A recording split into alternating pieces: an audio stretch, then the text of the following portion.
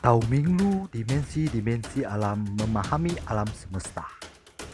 Para guru suci menjelaskan dalam Tao Minglu bahwa dunia ini terdiri dari berbagai dimensi.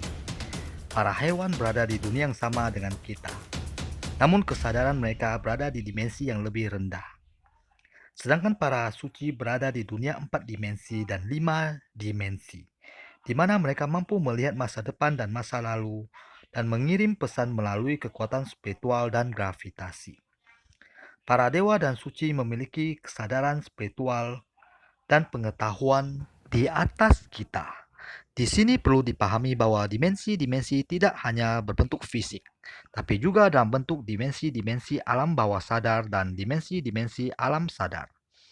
Lalu di manakah Tao berada?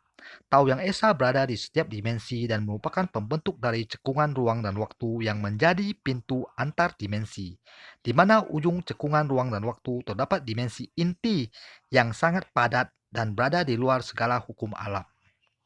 Lebih jauh, para guru suci menjelaskan untuk berkomunikasi dengan mereka dan Tao yang Maha Esa. Seorang praktisi harus masuk ke dalam alam bawah sadar dan menembus inti dimensi alam bawah sadar. Pencapaian itu hanya dapat dicapai orang-orang yang telah mencapai kekuatan spiritual yang disebut manusia suci.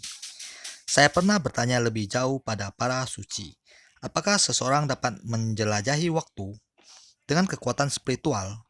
Jawaban dari para suci adalah tidak, karena siapa saja yang mengarungi waktu untuk mengubah kenyataan akan selamanya terkurung dalam realita yang terus berulang-ulang tanpa ada akhirnya.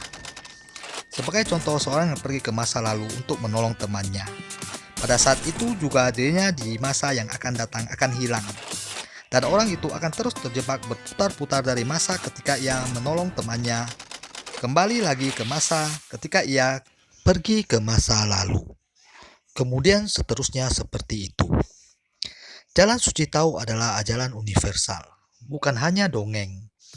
Ajaran suci Tao mampu menjelaskan dimensi ruang dan waktu dengan dasar akal, ilmu, dan pengetahuan yang kuat.